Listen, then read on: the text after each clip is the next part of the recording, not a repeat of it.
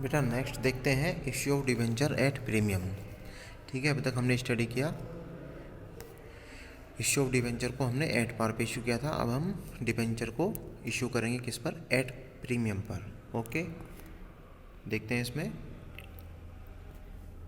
Debenture are said to have been issued at premium when the issue price of a debenture is more than the nominal face value of a debenture, यानी कि जितने की debenture की face value है अगर उससे ज़्यादा पर इशू किया जाता है तो वो प्रीमियम पर इशू माना जाता है। Okay, for example a debenture of ₹100 issued for ₹110, then ₹10 is premium. Okay, जो एक्सेस अमाउंट है इससे 100 से जो एक्सेस है वो हमारा प्रीमियम का अमाउंट होगा। Okay, premium on issue of debenture is a capital receipt. जो प्रीमियम का अमाउंट होता है ये हमारा कैपिटल रिसिप्ट का अमाउंट होता है and is credited to security premium reserve account. Okay, और इसको हम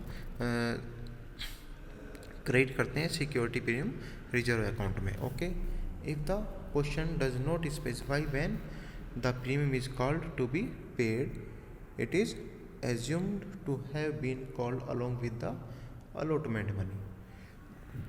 ठीक है बेटा, जब हम इंस्टॉलमेंट मेथड का यूज़ करते हैं, ठीक है, और उसमें हमारे पास एप्लीकेशन, अलॉटमेंट, फर्स्ट कॉल या सेकंड कॉल, ठीक है, ये सब चीज़ें गिवन है और क्वेश्चन हमारा प्रीमियम का है कि हमने कंपनी ने प्रीमियम पर इशू किया है तो, और उसमें कुछ भी मेंशन नहीं है कि हमने प्रीमियम कहाँ ले रखा है, कहाँ हमें लेना है। ठीक है, तो उस कंडीशन में हम अलॉटमेंट पर ही प्रीमियम को एज्यूम करते हैं। ठीक है, ये लाइन इसी के बारे में कही गई है।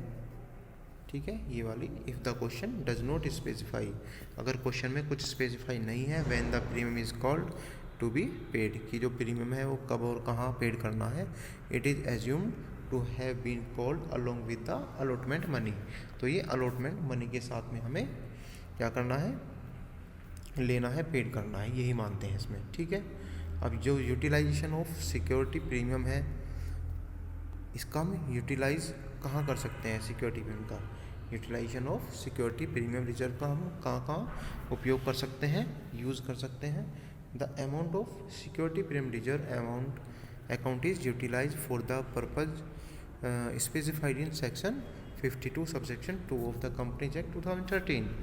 The purpose of which security premium reserve can be used are, first point है, for issuing fully paid bonus share। ठीक है, अगर कंपनी बोनस शेयर इशू करती है, ठीक है, तो उस कंडीशन में हम सिक्योरिटी प्रीमियम रिजर्व को यूज़ कर सकते हैं, मींस कंपनी यूज़ कर सकती है। ठीक है, B.4 writing of preliminary expenses. ठीक है, ये स्टार्टिंग के हमारे खर्चे होते हैं, मींस कंपनी के, ठीक है, उसमें इसको यूज़ कर सकती है, यानी कि राइट ऑफ कर सकती है, एडजस्ट कर सकती है। नेक्स्ट है for writing of expenses of और कमीशन पेड और discount allowed on debentures of the company. ठीक है, अब राइट ऑफ कर सकती है कौन से एक्सपेंसेस, जो कमीशन पेड किया गया हो, जब हम शेयर को या डिवेंचर को इशू करते हैं उसमें अगर कुछ कमीशन पेड किया गया है तो उस कंडीशन में हम सिक्योरिटी प्रीमियम से इसको एडजस्ट कर सकते हैं, राइट ऑफ कर सकते हैं। या फिर जो डिस्काउंट अलाउड की गई है डिवेंचर को इशू करते हुए तो वो भी हम सिक्योरिटी प्रीमियम रिजर्व से राइट ऑफ कर सकते हैं या एडजस्ट कर सकते हैं। ओके, नेक्स्ट है for providing premium payable on the redemption of redeemable preference share और debentures of the company. Same as जब हम प्रोवाइड करते हैं premium payable on the redemption, ठीक है, रिडम्पशन के समय, तो जो ऑफ रिडीमेबल प्रेफरेंस शेयर्स होते हैं या डिवेंचर्स होते हैं ऑफ द कंपनी, उस कंडीशन में इसको हम एडजस्ट कर सकते हैं। नेक्स्ट है for purchase of own share, ठीक है, और सिक्योरिटी ऑफ द कंपनी। ठीक है, परचेज करते हैं अपने शेयर, जो कंपनी होती है अगर वो अपने शेयर्स को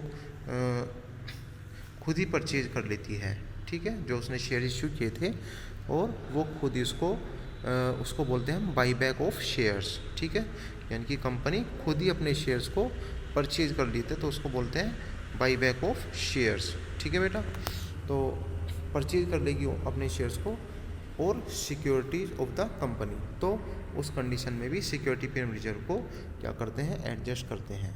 ओके।